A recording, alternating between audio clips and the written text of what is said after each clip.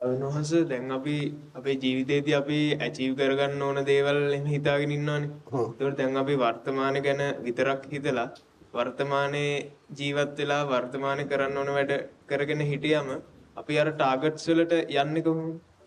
දැන් ඔයාලට මම කිව්වනේ වර්තමානයේ ඇත්තටම අතීතය අනාගතය කියලා එකක් නැහැ. අපිට ඕන තරම් ප්ලෑන්ස් ගහන්න පුළුවන්. හැබැයි අපි දන්නවා මේක අනාගතේ නෙමෙයි මේ අපේ හිතේ හදාගන්න එක. ඒ නිසා ඒක අපි ප්ලෑන් දැන් මම ඔයාලට කිව්වේ මෙතන තියෙන බිග්ම ප්ලෑන්ස් තියෙන කාටද? මම හිතලා බලමු උඹලට අනුව වැඩිම ප්ලෑන්ස් තියෙන. මම දන්නේ නැහැ නේ උඹලා හිතන ඒවා. දැන් උඹගේ තියෙන ලොකුම ප්ලෑන් එක මොකද්ද? මොකද්ද? ඒ කියන්නේ තාම මට වඩා ප්ලෑන් එකක් නැහැ. මගේ තියෙන ප්ලෑන් මචං හිතා ගන්නත් බෑ. හරිද? උඹලට ඒක හිතන්නත් බෑ. ඒ කියන්නේ මගේ ප්ලෑන් එක තමයි ලක්ෂ ඒක ඇවිල්ලා පොඩිම ප්ලෑන් එක. ලක්ෂ 2කට ළමයි උගන්වන එක. මේක අවුරුදු 10ක් ඇතුළත කවුරු උදව් නොකරන ලක්ෂ 2කට ඔයාලා වගේ මේ IT ශාස්ත්‍රය විතරක් නෙවෙයි තව කෝසස් 100ක් විතර මම ලබන අවුරුදු ඊළඟ අවුරුද්දේ කෝසස් 8ක් පටන් ගන්නවා. පැරලල් ITත් එක්ක. හරිද? ඒ වගේ ඒකේ තියෙනවා රිසර්ච් ජ්‍යොතිෂයේ පැත්ත, යంత్ర මන්ත්‍ර තන්ත්‍ර පැත්ත, තාරකා විද්‍යාව පැත්ත ඊළඟට ඒ අතර මම මේ කියන ධර්මයක් කියා දෙනවා. ඉතින් සමහර ඒ ප්ලෑන්ස් එතකොට ඒක ඔයාලට කාටවම කොලේකවත් ඒක ලියලා නැහැ. ඒකද මගේ අතර ප්ලෑන් නැහැ. ඊට පස්සේ මම අවුරුදු 10 දී ඒ ඉගෙන ගන්න ලක්ෂ ගාණක් ඉංජිනේර්ස්ලගේ හොඳට ධර්මයේ තේරිච්ච අය හොඳට වැඩ කරලා ඉන්නවනේ. ඒ අයගෙන් 1000ක් තෝරගන්නවා. තව මං 10000ක් විතර රිසර්ච් ටීම් එකක් හදනවා. ඒ කියන්නේ මම මේ ලෝකේ යනකොට ඩිජිටල් බුදු කෙනෙක් හදලා යන්න. දැන් ඔයාට තියෙන ප්‍රශ්නයක් අර ඔයා මේ අහන ප්‍රශ්නෙට ඔයා වගේ කෙනෙක් තව අවුරුදු 100 10 20කින් අහනකොට එයා ෆෝන් එකේ ගිහිල්ලා ගහන ওই ප්‍රශ්නේ. එතකොට එයාට මම දෙන උත්තරේ එනවා. ඒ උත්තරය එයා සැටිස්ෆයි නැත්තම් මනෝවෛද්‍යවරයෙක් දෙන උත්තරේ එනවා. ඒක එයා සැටිස්ෆයි නැත්තම් එයාට ඉන්න ළඟම මනෝවෛද්‍යවරයෙක් මුණ ගැහෙන්න නම්බර් සහ ඩීටේල්ස් තියෙනවා. ඒතරවල් මේ ලෝකේ මානසික ප්‍රශ්න කෝටියක් තියෙනවා, කෝටියකට උත්තර තියෙනවා. ඒකේ නිවන් දකින්න ඒවට විතරක් නෙවෙයි දරුවෙක් බඩට ආපු වෙලාවේ ඉඳලා දරුවෙක් ඉපදිච්ච වෙලාවේ ඉඳලා දරුවගේ පළවෙනි මාසේ ගත වෙනකොට දැන් එතකොට හිතා ගන්න පුළුවන් මේ වගේ ප්ලෑන් එකක් උඹට හීනෙන්වත් හිතන්නවත් පුළුවන්ද කියලා. ඒතර ඒව ඇවිල්ලා ඒ කියන්නේ මෙගා නෙවෙයි මචං මේ පෘථිවිය අභිභවා කියපු ප්ලෑන්ස් තියෙනවා. හරිද? ඒක තමයි ඒක දැන් මගේ තියෙන ප්ලෑන් එක තාත්තා 25 years වලින්. හරිද? එතකොට ඒකදී මම අවුරුදු 25කට එතෙන්දී යන විදියත් පාත් ඔක්කොම හදලා තියෙන්නේ. දැන් මගේ බ්‍රේන් එක එහෙම මම මරුණට පස්සේ ඕන සර්ච් කරලා බැලුවොත් තව තියෙනවා හයි මෙගා ප්ලෑන්ස් මේ පෘථිවියේ. හරිද?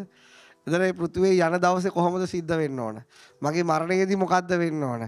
මම ඒක කොහොමද සෙලිබ්‍රේට් කරන්න ඕන? ඒ ඔක්කොම ප්ලෑන්ස් කරලා බාර දීලා ඉවරයි. ඩබල් ටෙච්චර් එකක් තියෙනවා. කියන්නේ මගේ අන්තිම හුස්ම මොහොත දක්වා මම ප්ලෑන් කරලා ඉවරයි. ඒක එහෙම ප්ලෑන් එකක් තියෙනවද? එහෙම මම තමයි කියන්නේ වර්තමානයේ ජීවත් වෙන්න කියලා. දැන් මමට කියන තේරෙනවද? ඒ කියන්නේ අපිට ප්ලෑන්ස් හදන්න පුළුවන්. දැන් ධම්මික පෙරේරා මහත්තයා මෙහෙට එනකොට අර DP කෝඩින් වල 10000ක්වත් ඉගෙන ගත්තේ නෑ. දැන් ඇවිල්ලා වැඩි දවසක් නෑනේ. දුන්න ප්ලෑන්ස් හරිය මේ දැන් 50000ක් පැනලා අපේ හාමුදුරුවෝ කියලා අද උදේව්වා. මම ගත්ත 2 month ලක්ෂයක් පයින්නවා. ප්ලෑන්ස් තියෙනවා බා. හරිද? එතකොට ඒක තමයි අපේ බ්‍රේන් එකේ හැටි. හැබැයි දැන් ඒව මේ කෝස් එක උඹලටවත් කරගන්න බැරි කියලා මෙතනට කෙලවිලා යනවා. අච්චර ප්ලෑන් එකක් තියෙන ලක්ෂයකට උගන්න. ඒ කියන්නේ මේකත් කෙලවිලා යනත් ඔබේ විනය කඩන නිසා. මට ප්‍රශ්නයක්ද බා? මං ගිහලා නිදා ගන්න එච්චර. ඒ මොකක්ද ඒ කිව්වේ?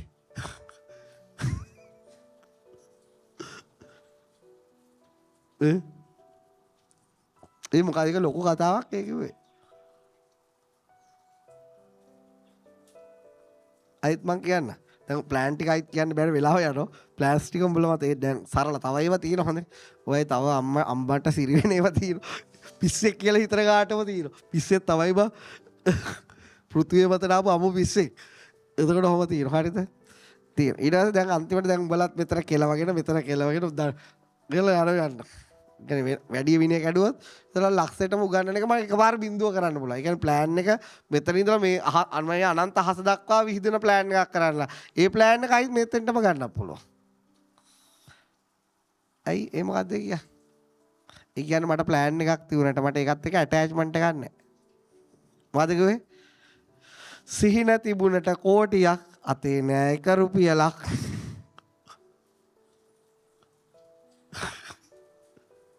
ඔකිනේ තේරෙන්නේ. දැන් ඔයාලට තියෙන සරල ප්ලෑන් එක. ඕක ඔයාලට කරගන්න බැරුණොත් ඔයාලා දුක් විඳිනවද නැද්ද? මං කියන එක තේරෙනවද? අච්චර සිහින තියෙන මට ඒ කිසිම සිහිනයක් ඉෂ්ට නොවුනා කියලා මගේ හිතට කිසි ප්‍රශ්නයක් නැහැ අයියේ. මං අච්චරයි කියන්නේ සිහින තිබුණට කෝටියක් අතේ නෑ එක. ඒක මට එක සිහිනකවත් වටින කමක් නැහැ. දැන් ඔයාලගේ තියෙන පොඩි පොඩි සිහින. හැබැයි ඔයාලට ඒවට බැඳිලාද නැද්ද?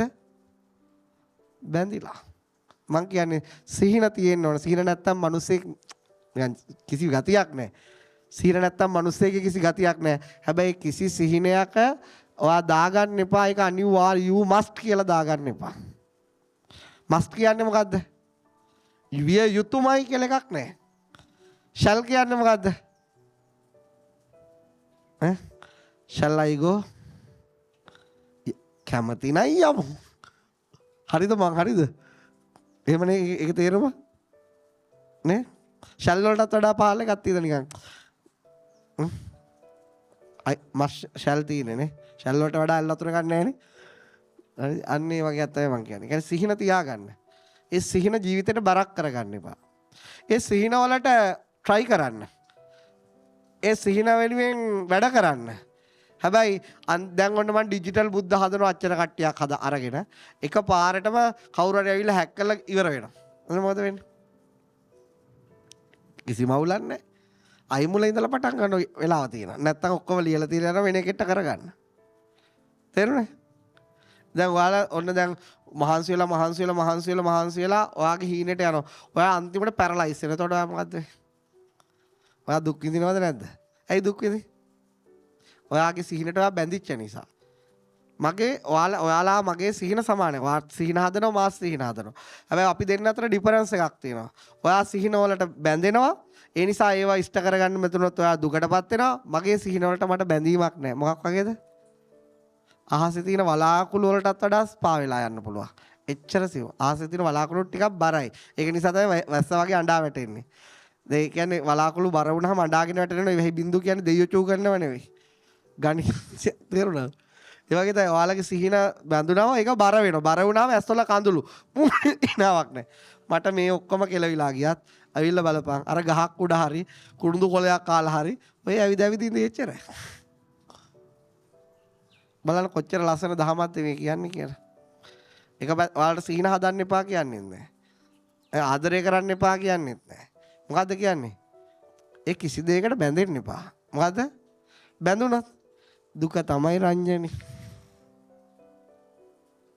තේරුණාද? ඔයාලා පුළුවන් නම් ඔය IT ලැබ් වල පුළුවන් නම් කරගන්න.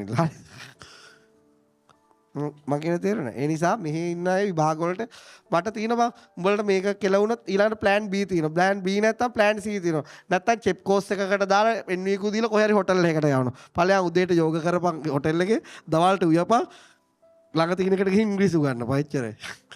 ඒ නිසා එච්චර ওই විභාගෙම ගණන් ගන්න 7-5කට. ඒ නිසා උඹලා මේකට මහන්සි වෙන්න ඕන. වැඩ කරන්න ඕන. හැබැයි ඒක ඔන්න මහන්සියලා වැඩ කරලා ලකුණු 20 තියද හොඳටම ඇති 20ක් තියුනේ ගෙදර හිටියනම් 10ක්වත් නැහැනේ.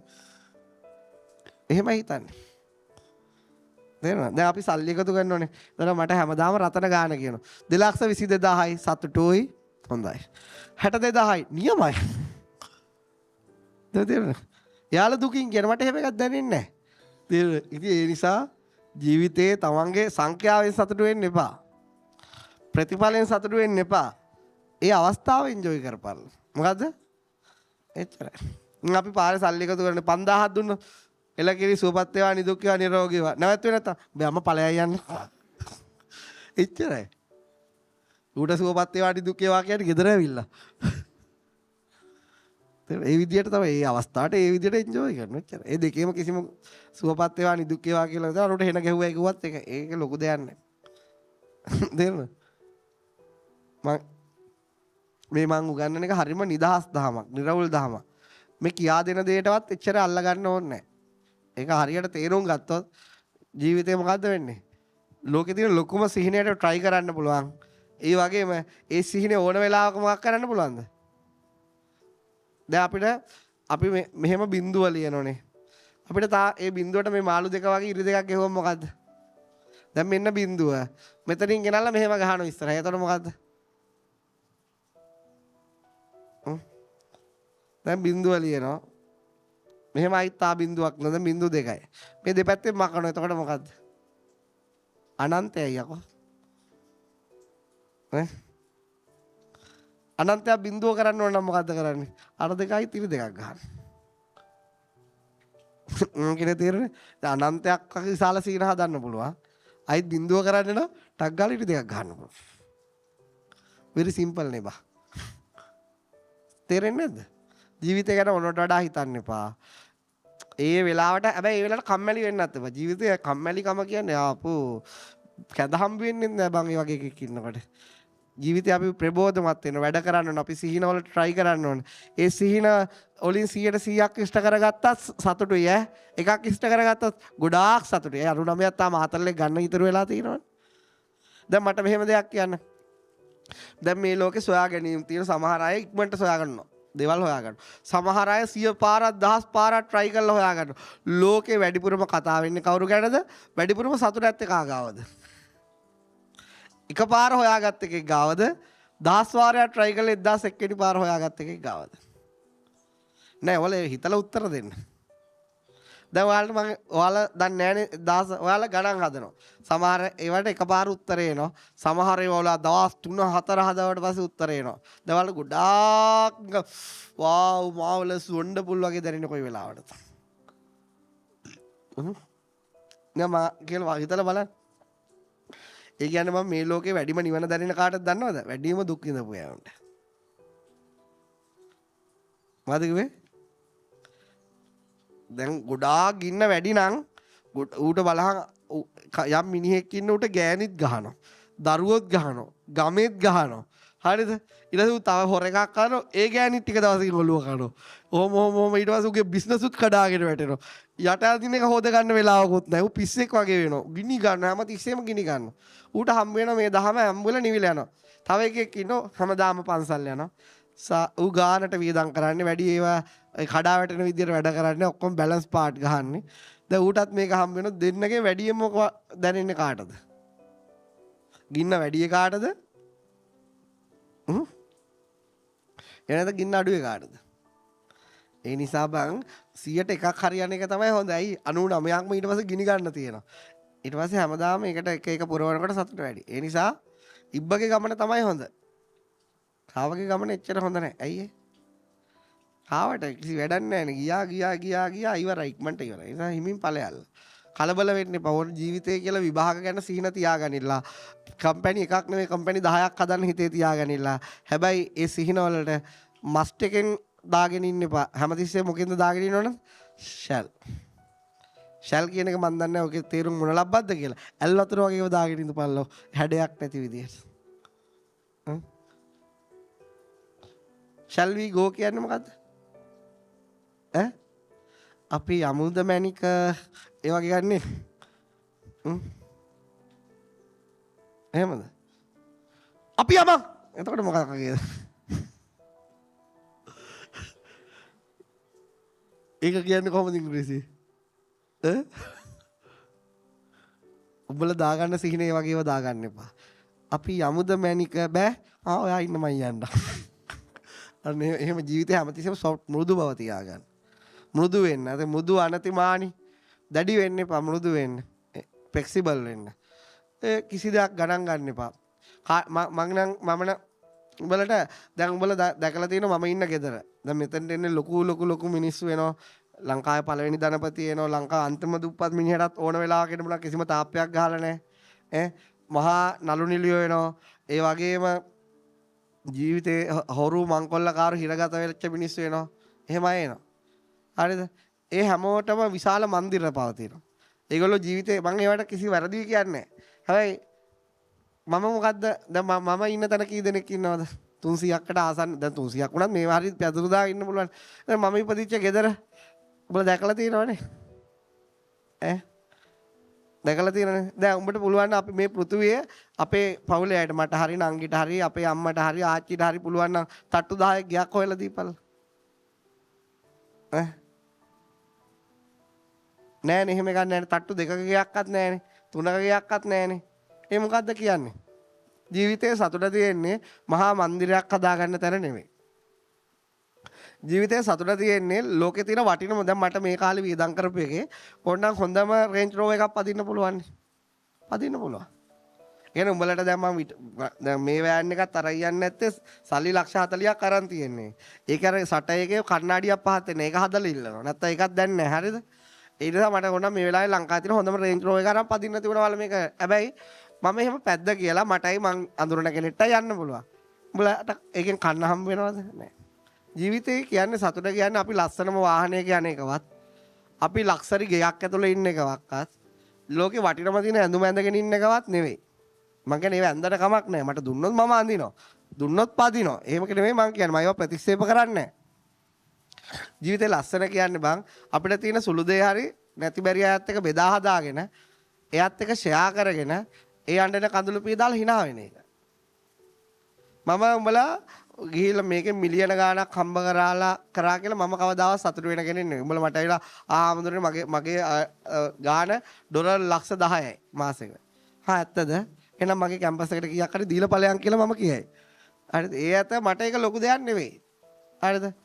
උඹ මහා මන්දිරයක් හදාගත්තව මමත් ඕනනම් යන ගමන් මට දානි ටිකක් දීපන් කියලා කාලයයි. හැබැයි මම කවදාවත් ඒ තට්ටු 10 ගේ දිහා බලලා සතුට වෙන මිනිහෙක් නෙවෙයි. හරිද? හැබැයි යම් මිනිස්සෙක් මෙහෙම කරත් යනින් මිනිස්සුන්ට උදව් කරනවා, උපකාර කරනවා.